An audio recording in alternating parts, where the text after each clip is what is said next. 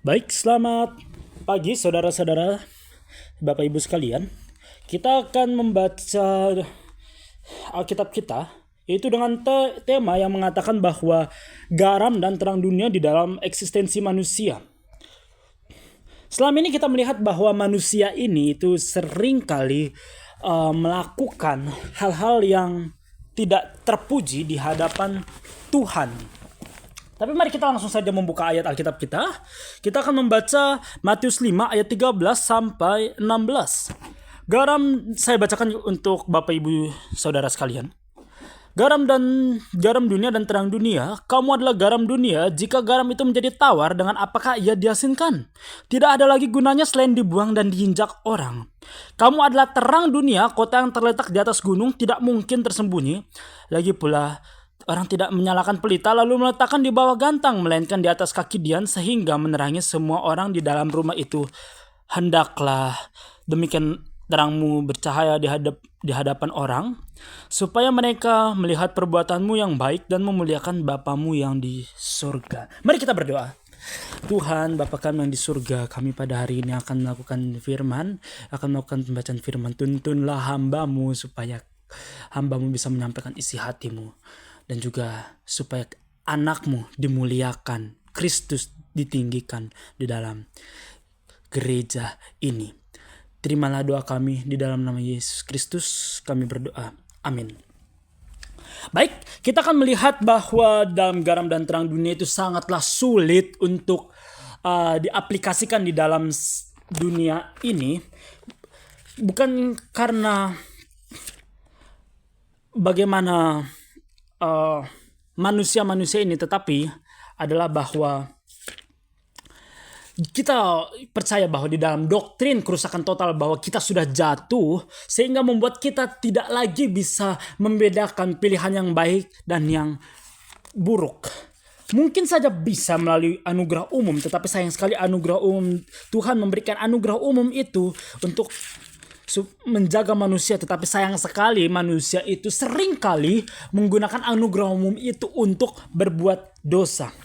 Tapi kalau kita membaca di ayat yang 13, kamu adalah garam dunia. Jika garam itu menjadi tawar, dengan apakah ia diasinkan? Tidak ada lagi gunanya selain dibuang dan diinjak oleh orang. Kalau kita melihat di dalam 60 tahun, 70 tahun, hampir satu abad ya.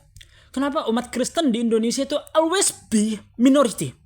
Selalu menjadi minoritas. Bukankah sudah banyak gereja? Kalau kita melihat ada gereja Roma Katolik, ada gereja Reform yang dibawa oleh orang Belanda, gereja Lutheran, dan yang lain-lain. Tapi kenapa? Apapun gerejanya, even denominasi karismatik ya, Pentakosta karismatik. Tapi kenapa kita tetap menjadi minoritas? 70 years berkembang dan bertumbuhnya banyak sekali gereja, tetapi always kita kenapa minoritas? Di mana? Simple saja jawabannya, kita tidak melakukan penginjilan. Kita tidak melakukan penginjilan sehingga kita tidak dilihat sebagai garam dan terang dunia, melainkan hanyalah ya orang biasa-biasa saja. Biasa-biasa saja. Itu sangat, bagi saya adalah mengatakan hal ini sebenarnya sangat ironi akan realita ini. Dan juga contoh sekali, ada lagi contoh bahwa kasus aborsi di Amerika itu always lebih banyak. Tapi kita semua tahu dalam amandemen Amerika yang pertama itu mengatakan bahwa Tuhan yang kita sembah, Kristus, itu yang menjadi hakim dunia, dan kita akan menjadi negara yang dibangun atas nama Tuhan. Tapi para founding father Amerika itu melakukan hal itu sehingga sangat sekali menekankan aspek-aspek nilai kekristenan, baik Protestan ataupun Katolik. Tapi kalau kita melihat yang sekarang, kita melihat bahwa Amerika udah penuh dengan aborsi. Kita mengatakan bahwa, sampai kita mengatakan, apa benar ini adalah negara yang dibangun oleh atas nama Tuhan? Kalau atas nama Tuhan, mengapa Tuhan mengizinkan banyak sekali kejahatan-kejahatan yang menyeleweng dan menentang Dia? Why? Karena jawabannya cukup simpel ya. Karena manusia sudah jatuh ke dalam dosa. Kita sudah rusak total sehingga kita bahkan dalam kekristenan pun kita pun tidak luput dari dosa. Tetapi menariknya adalah bahwa kita percaya bahwa kita orang-orang Kristen yang dipanggil dan diberikan, dan kita dipanggil untuk mengerjakan pekerjaan Tuhan sehingga kita bisa melakukan yang baik. Kita bisa melakukan untuk memuliakan nama Tuhan. Bagaimana kita dapat menjelaskan perhatian Alkitab yang begitu besar terhadap eksistensi manusia? Manusia itu sangat-sangat rumit, dan kalau kita melihat dari banyak spektrum sejarah, bahkan kalau kita lihat dalam sejarah negara kita itu cukup rumit. Di dalam kolonialisme yang dilakukan oleh Belanda, kita melihat bahwa bukan hanya Belanda yang melakukan kolonialisme, tapi orang-orang Indonesia juga bekerja sama dengan Belanda untuk mendapatkan hal-hal lebih, sehingga menambah kerumitan spektrum di dalam sejarah. Ada yang berdebat mengatakan bahwa tidak mungkin orang Indonesia itu melakukan korupsi, dia melawan Belanda dan mereka ditekan. Ada yang mengatakan bahwa para bupati-bupati di Indonesia ini bekerja sama dengan para penjajah untuk melakukan ataupun mendapatkan harta yang lebih. Karena eksistensi manusia itu begitu banyaknya, begitu besarnya, begitu luasnya, itu sehingga rumit sekali untuk kita jelaskan, untuk kita telusuri satu persatu, person to person, itu sangat-sangat sulit. Tetapi kalau kita melihat bahwa dalam Alkitab, dalam khususnya tradisi reform, kita melihat bahwa Calvin menolong kita untuk mengerti fokus Alkitab atas diri kita. Siapa kita? Who am I? Identitas kita tuh apa? Itu menarik. Garam dan terang dunia bukan hanyalah kita bekerja di dalam kita menjadi kaya, kita menjadi sukses, kita dipandang sukses, ataupun kita dipandang hebat.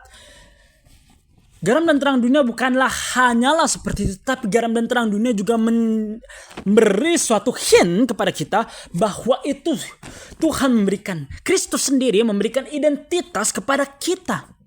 Identitasnya apa? Kalau kita murid-muridnya, kita haruslah menjadi garam dunia.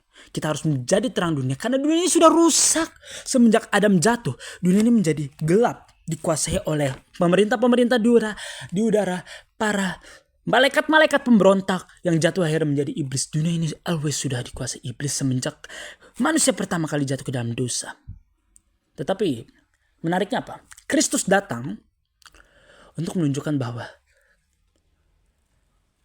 nubuatan yang diberikan kepada Adam itu adalah saya.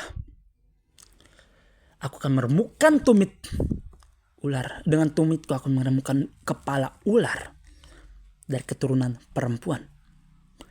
Kenapa kita tidak bilang keturunan laki-laki? Karena kita tahu bahwa setiap manusia itu sudah berdosa.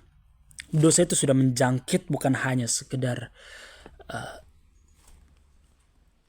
sifat kita, tetapi juga melalui biologis itu sudah menjangkit kita. Dosa itu sudah menjangkit dengan sebagaimana sedemikian banyaknya spektrum manusia, sampai bahkan ke sel-sel aja pun sudah terjangkit. Itulah mengapa kalau kita melihat bahwa Kristus datang sebagai manusia itu bukan melalui hubungan antara suami istri, tetapi melainkan melalui Roh Kudus yang sehingga dia diperkandungkan di dalam rahim Bunda Maria. Karena untuk menebus dosa manusia, kita memerlukan suatu mediator yang benar-benar absolut suci dan tidak tersentuh dosa, yaitu siapa? Tuhan itu sendiri. Selama ini kalau kita melihat di dalam Yahudi gitu, kita melihat bahwa setiap kali kita ingin menghapus dosa, kita harus memerlukan kurban anak domba.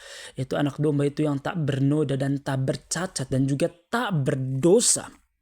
Tetapi Kristus datang untuk sekali, untuk selama-lamanya, sehingga ini menjadi suatu pengharapan kita untuk supaya kita bisa bertahan, ataupun bukan hanya sekadar bertahan, tetapi menunjukkan bahwa kita bisa menjadi garam dunia dan terang itu. Di dalam Institutes of the Christian Religion, Calvin mengatakan bahwa kita mengerti siapa diri kita hanya di dalam terang siapa Allah itu. Allah adalah sang pencipta dan kita adalah ciptaannya. Dan dalam penciptaan itu kita dibentuk oleh Tuhan sesuai dengan gambar dan rupanya, yaitu Imago Dei. Imago Dei. Tetapi agama-agama di dunia itu selalu mengatakan bahwa kita bukanlah gambar rupa Tuhan. Kita sudah hilang, kita sudah hancur. Ataupun kita itu sudah bahkan seperti cacing. Agama-agama dunia mengatakan seperti itu. Kita seperti cacing di hadapan para penguasa-penguasa, dewa-dewa, or anything. Kita seperti cacing. Tetapi hanya dalam kekristenan yang mengatakan bahwa kita adalah gambar dan rupa Tuhan, terlepas kita sudah jatuh ke dalam dosa. Sehingga Tuhan ingin membentuk kita ulang di dalam rancangannya, sehingga kita bisa menjadi garam dan terang dunia, supaya kita tidak diinjak oleh orang. Dan kita bukanlah menjadi kota yang terletak di gunung yang tidak mungkin tersembunyi. Kita menjadi kota yang menjadi terlihat walaupun di antara para gunung-gunung, yang mengartikan bahwa kita bisa menjadi suatu pribadi yang memperlihatkan Kristus di hadapan dunia yang sudah ditutupi oleh banyaknya kejahatan, banyaknya kuasa-kuasa lain di dunia ini, baik kuasa manusia maupun kuasa dari si jahat. Tapi itu yang adalah satu-satunya pengharapan bagi kita adalah Kristus, di mana Kristus menjadi manusia, sehingga kita bisa mengerti bahwa solidaritas Kristus yaitu adalah mengerti rasa sakit manusia, sehingga kita bisa untuk mengatakan bahwa kita bisa menjadi garam dan terang dunia, karena pengharapan kita adalah solidaritas Kristus yang mengerti rasa-rasa bagaimana manusia itu terhilang, hancur, dan bahkan tidak punya identitas, kehilangan identitas. Tanpa memandang diri kita melalui terang ini, kita tidak akan pernah menangkap apa artinya menjadi manusia. Banyak sekali kita mengatakan bahwa manusia itu dibentuk melalui apa yang dia punya. Identitasnya dibentuk apa yang dia punya. Tetapi sayang sekali kita mengerti bahwa saat manusia kehilangan apa yang dia punya, hancur semua. Hilang. Langsung saya siapa? Saya gak berhak hidup, saya gak layak hidup, saya bunuh diri aja. Saya tinggalin istri anak saya gak berhak hidup, saya kehilangan ini. Sehingga anak istri saya gak akan memandang saya siapa saya. Bahkan ini pun menjangkit di dalam orang Kristen juga. Karena dunia ini sudah rusak, sehingga kita tahu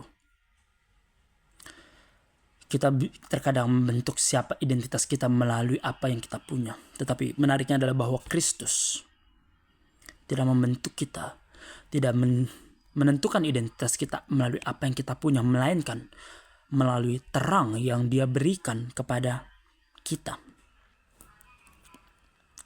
Dan pada saat yang sama, Calvin percaya bahwa kita hanya dapat mengerti Allah sebagaimana kita mengerti diri kita. Sebagai puncak dari ciptaannya, manusia menyatakan Allah secara lebih menakjubkan dibanding dengan ciptaan lain. Ini satu parafrase yang cukup rumit menurut saya. Karena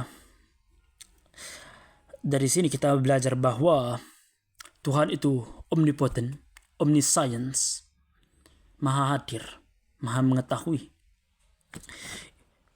Dia adalah ciptaan. Kita adalah ciptaan. Dia pencipta.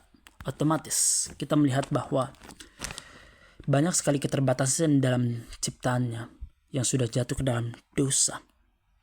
Karena inilah kita bisa mengerti diri kita bila kita belajar tentang Allah, dan kita mengerti Allah bagaimana bila kita belajar tentang diri kita. Kalau kita baca Amsal, itu mengatakan bahwa takut akan Tuhan merupakan permulaan daripada pengetahuan.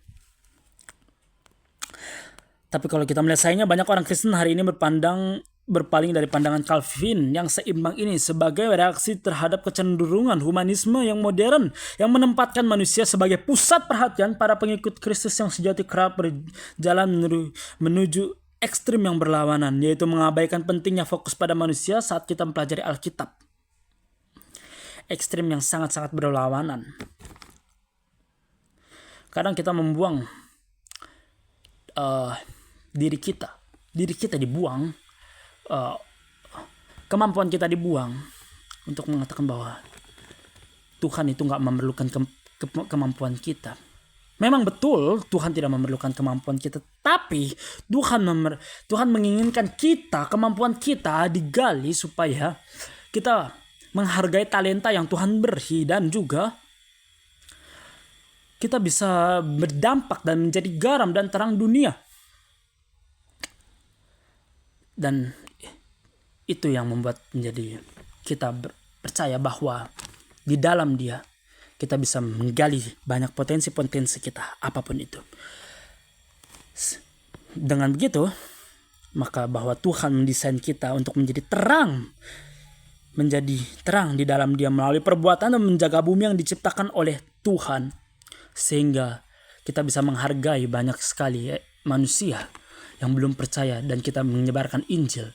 Dan dalam Injil itu kita mengatakan bahwa engkau adalah gambar dan rupa Tuhan. Kita memerlukan keselamatan, sehingga saat engkau menginjili, kamu akan menjadi garam ataupun terang bagi orang yang kita injili. Tuhan memberkati dan Tuhan memberkati kita semua.